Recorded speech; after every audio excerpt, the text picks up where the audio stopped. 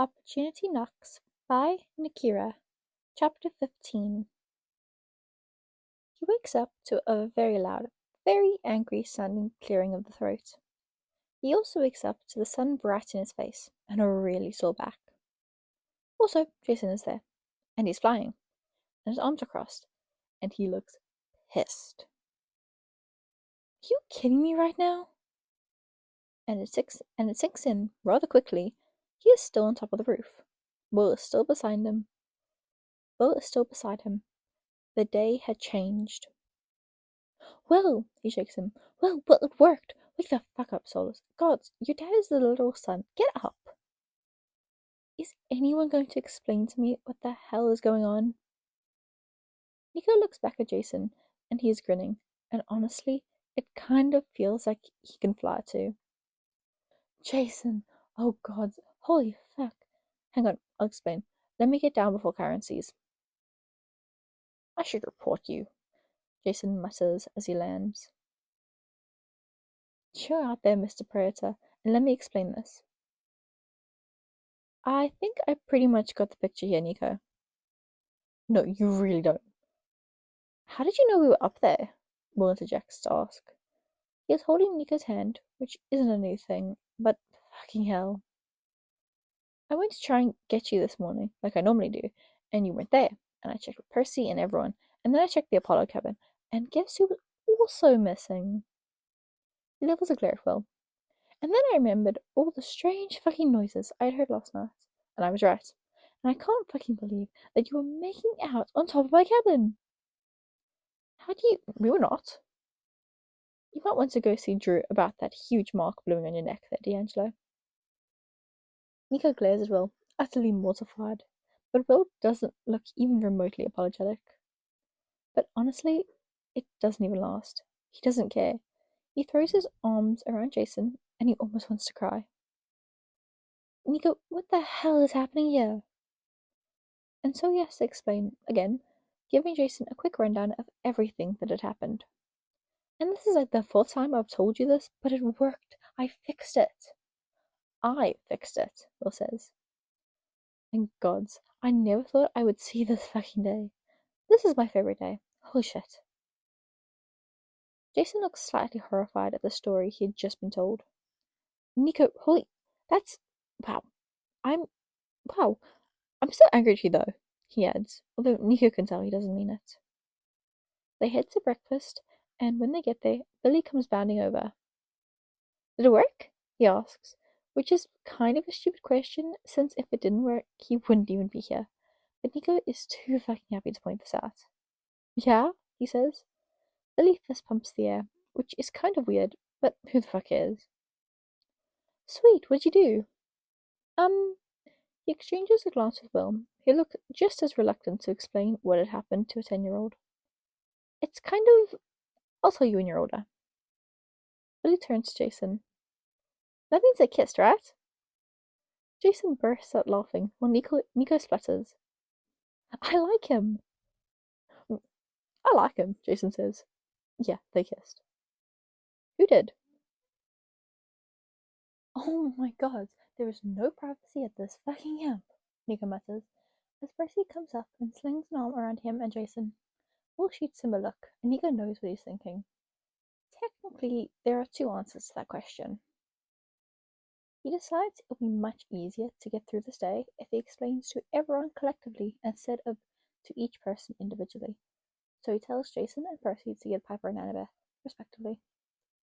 I'll get Piper, Percy had said. And he got Leo. And he brought them all back to his cabin, where he ironed Hazel, instructing her to please get Raina and Frank. And then he explains. He skims over some details. He doesn't mention the running away. He doesn't mention the running away this time, because Jason had given him enough disappointed looks about that to last him a lifetime. And now he knew that he was wrong, and that these people in front of him, Percy and Annabeth, were across the room from each other, were his friends. And they had proved it 100 times over. So Venus cursed you? Raina says, disbelievingly. Piper groans. I'm sorry, she says. It's not your fault, he reassures her. Yeah, Pipes, Jason says. If we had to apologize for every shitty thing our parents did, you would never stop. Yes, I know. If I have to hear that one more time, I might actually kill myself. Jason grins at him. So, how'd you fix it? Annabeth asks. If none of the things you said we tried worked. Jason raises an eyebrow at him and sits back, a smirk on his face. Yes, Nico, tell them how you fixed it. It's, you know, not really important, is it? Nico and Will made out stuff in my cabin. Jason! You shouldn't have used my cabin if you didn't want people to know. Nico runs a hand over his face, embarrassed, but no one mocks him. If anything, they all look pretty happy for him. Hang on, Percy interrupts. If you could change things, why couldn't you have stopped me from pranking Annabeth by accident? It is not Nico's responsibility to stop you from being an idiot, Annabeth hissed. Imagine all the work that would be. I'm happy for you, Nico, Piper says with a smile. And for what it's worth, I'm sorry. Jason and I are your official chaperones. Nico rolls his eyes. Didn't you and Annabeth get booked in the Argo too for the exact same thing? Percy doesn't even have the decency to blush. Yeah, but you're still young. I'm older than you, for fuck's sake. You're like a 70-year-old version, Percy says, realization dawning. Somewhere in the back of his mind, Nico remembers that this is some kind of movie reference, and not just Percy being a dick. Nico gives Annabeth a look. Don't feel too bad, she says. Percy is about to be a virgin for 70 years too. I said I was sorry, Annabeth. Can we not talk about this? Comes a voice, and Nico gestures at the IM, where Hazel is looking very uncomfortable. You're offending Hazel's delicate sensibilities, Leo says. I'm not delicate, Leo. I just don't want to hear this about my brother. Neither do I, if it makes you feel better, Leo says with a wink at him. So, what have I been doing during all this? You've thrown yourself in the fire like 7 times. Leo grins. Never gets old. No, it really, really does. Anyways, Papa says, and there is a hint of charm speak in her voice, and Nico is immensely grateful. Maybe we should all leave him alone for a bit. He's gone through a lot. Nico smiles at her thankfully, and everyone starts to disperse. But Nico says, hang on, Percy, can you wait for a second? He nods, shutting the door when everyone else has left. What's up? Nico takes a breath. We tried a lot of things over the days. Annabeth and Piper came up with a few ideas to try and stop it, and none of them worked. And then, the other day, Piper had one last idea. Percy looks confused as to why he's being told this, but he listens patiently. And it wasn't one I wanted to do, and it was, well, I didn't think it was even an option, but you... Did I kiss you? Nico is simultaneously grateful that he didn't have to say it, but also embarrassed that it even had to be said at all. How did you know? You're like really red right now, he says with a laugh. And Aphrodite likes to fuck with me, and it's something I could see her doing. Yeah, I just wanted to thank you for doing that. Percy cocks his head. Did I explain why? He nods. Percy looks relieved. Good. I was trying to figure out when to tell you that. Glad to hear I already did. I don't think it counts as a proper apology if you can't remember it. He is immensely relieved that they're alright.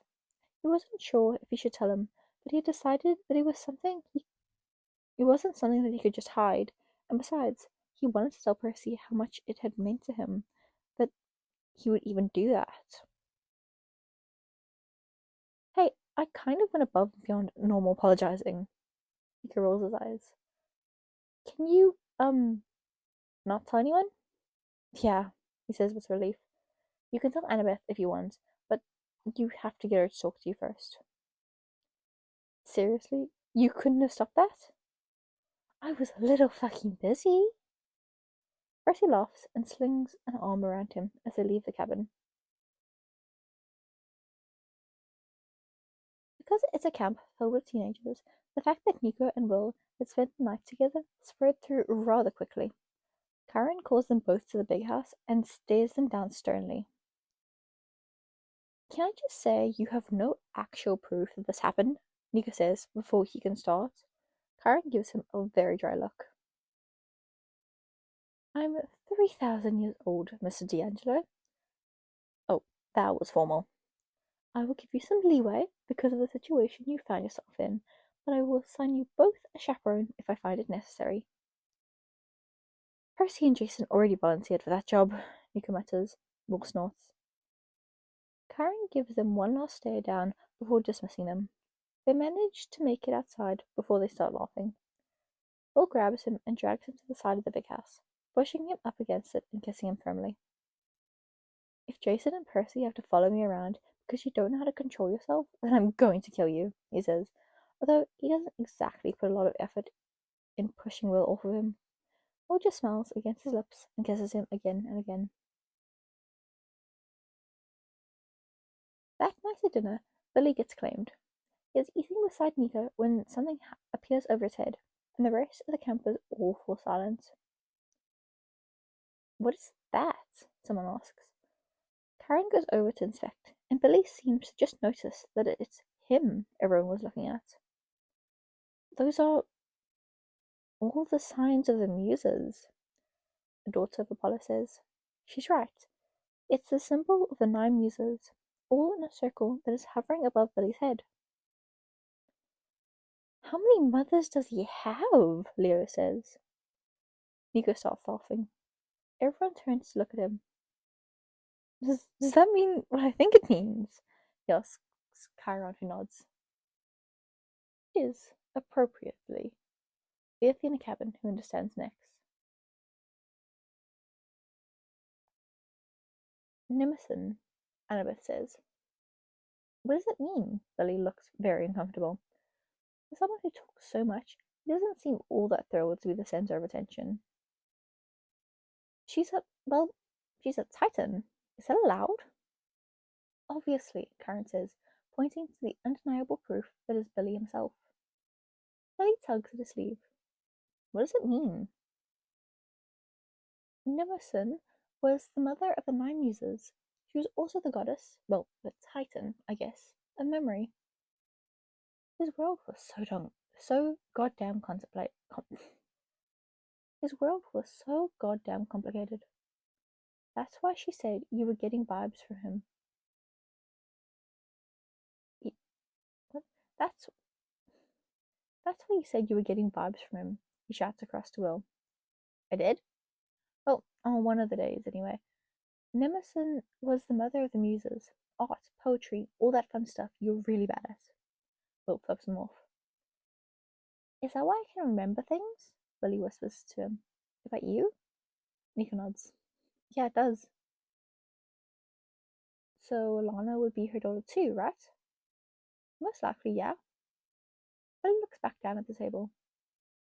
Alana isn't coming back, is she? Nico sighs and wraps an arm around him. There is something waiting for him on his bed. When he heads back to his cabin after dinner, when he sees what it is, he rolls his eyes so hard they almost get stuck in the back of his head. Really? I figured you might enjoy it.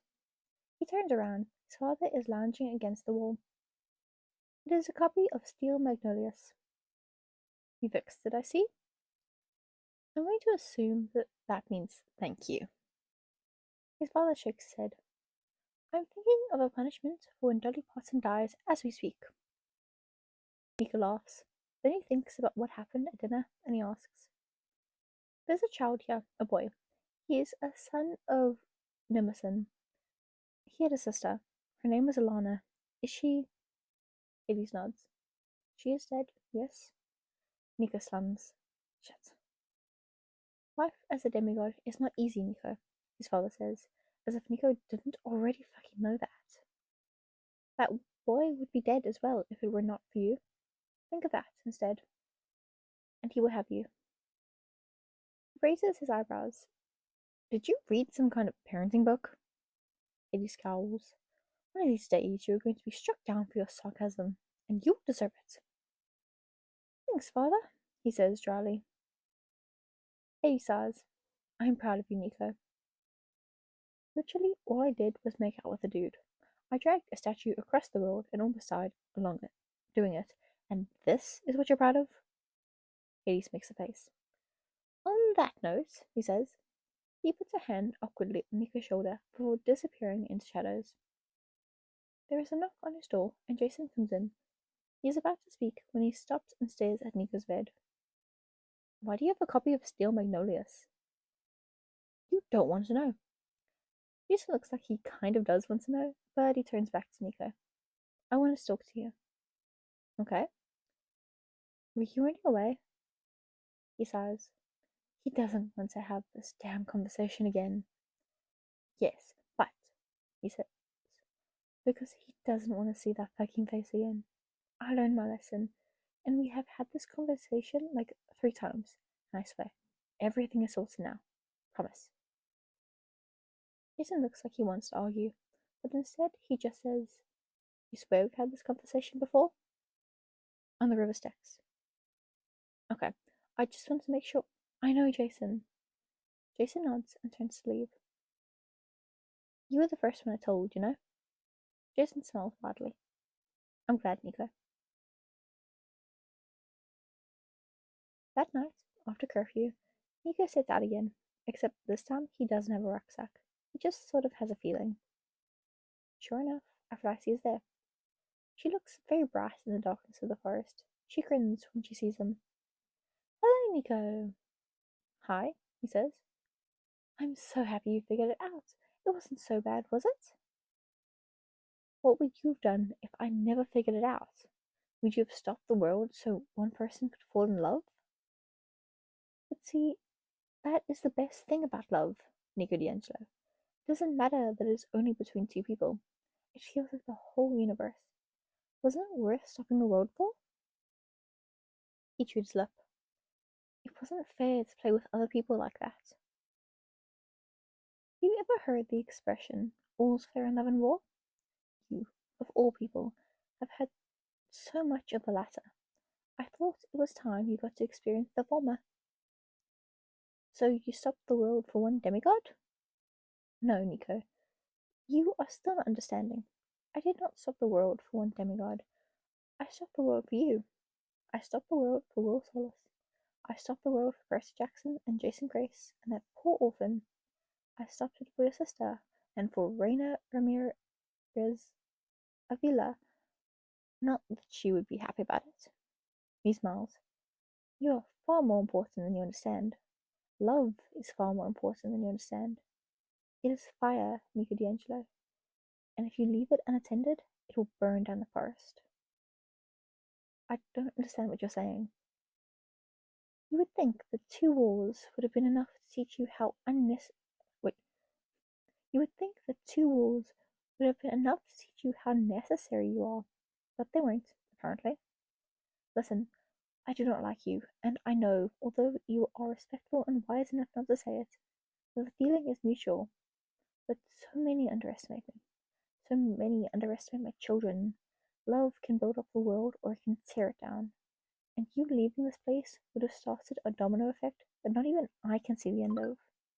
Wars and honor and pride and power and all those things all the other gods fight for.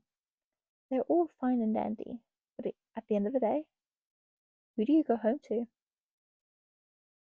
He swallows, suddenly very nervous.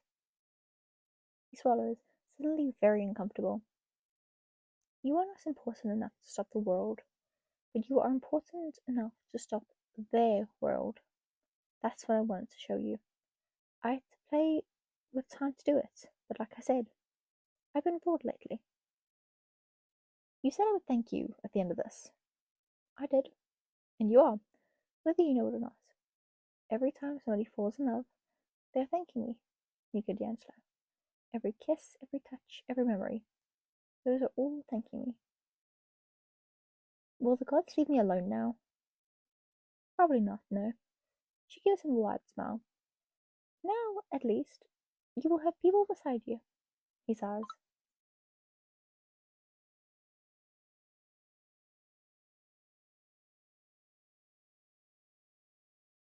For the record, Drew did curse you with permanent makeup, but I ignored it. I figured you'd been through enough. He looks up. Thank you, Lady Aphrodite. Another smile. I'll take it. I would head back now. There is a certain someone waiting for you, and he might be thinking the worst. As he turns around and heads back, there's a large flash of light. He squeezes his eyes shut. Will is waiting in his cabin when he gets back. Leaving already? I didn't pack anything soulless. I know. That's why I didn't wake up Jason. Are you ever going to trust me? Will grabs his hand and drags him down beside him. I do trust you, I promise. I wasn't worried. I had a dream. Someone told me to come here and wait for you. Nico shakes his head. She really needs to mind her own business. Aphrodite? He nods. That's where I went. Where I had met her the first time. What did she say? She started waxing poetic about love. It is kind of her job description. I think I understand what she was trying to tell me. Oh, and? She was trying to show me that I'm not important enough to be not important. Will stares at him. Excuse me? I was trying to run away from love, not just how I felt about you. He blushes, aware that this is basically him admitting that he loves Will. But from Jason and Hazel and Raina and everyone, she was trying to show me that I can't. Will shakes his head. I don't really understand, but I'm not going to complain if it's keeping you here. Nico leans forward and kisses him, Chiron's warning utterly forgotten. Can I ask you a question? Will says against his lips. Nico makes a noise in his throat, but Will takes it as a yes. Why do you have a copy of Still Magnolias? Nico just laughs and kisses him again. We're finished. Oh my god, we're finished. Oh, it's a tragedy. Actually, I'm kind of happy because I do want to start Son of Sea Foam. That'll be fun. I'll probably do that one next. But I also have something about a labyrinth. I don't remember. I really do not remember. Oh yeah, the reason I'm actually making this video is it's still recording. It is still recording. What's that? I like to re-record things. Okay. So, I can hold this like a mini microphone. Oh, I feel so fancy. Okay. So, tomorrow and Sunday, I'm probably not going to post anything because I'm going to be busy. We're doing a talent show, so tomorrow I'm meeting up with some friends, and we're gonna do something for that. Even though the talent show is like next week, and we haven't done anything yet, but we're signed up, so that'll be fun. But yeah, no. So Saturday'll be busy. Sunday is I'm not entirely sure, but we're going to be leaving Saturday night, heading up to my grandparents' house, staying there for Saturday night and then Sunday, and then come back home on Sunday night. So I might get a video in on Sunday. Probably won't. It stopped recording on me. Anyway, okay. So what was I saying? Probably won't get a video in, but like I'll try because it's me and I tend to do that sometimes. So meh. I don't know. All I'm saying is don't expect a video tomorrow or Sunday. And also Wednesday, we're also planning to do something for the talent show, so maybe not too many videos for the upcoming week-ish. So sorry. I'll still probably do things throughout the week, purely because I really like recording. So if I don't get to do it on the designated days, I might still be tired, I might just do it. But instead of getting like 3 videos on Saturday, 3 videos on Sunday, I don't think I did 3 videos in a while. Like 2-3 videos on Wednesday. It'll probably be like 1 video on Monday, 1 video on Thursday, something like that. No promises though, because it's me. Oof, I'm rambling. I'm so sorry. I don't know why. If any of you stick around for this, I'm not looking at the statistics anymore. I got bored with them. If any of you stick around for this, I appreciate it. I don't know why you would, but I appreciate it. So, oh, bye bye. Sun drops. How do I use this in like a normal context? So sun drop. That's weird. I don't know what I'm doing. Anyway, if you see a video from me, just know it was not supposed to be there. But then look at that! I had time or energy to do it, and isn't that so wonderful? Anyway, goodbye, messengers. Bye bye.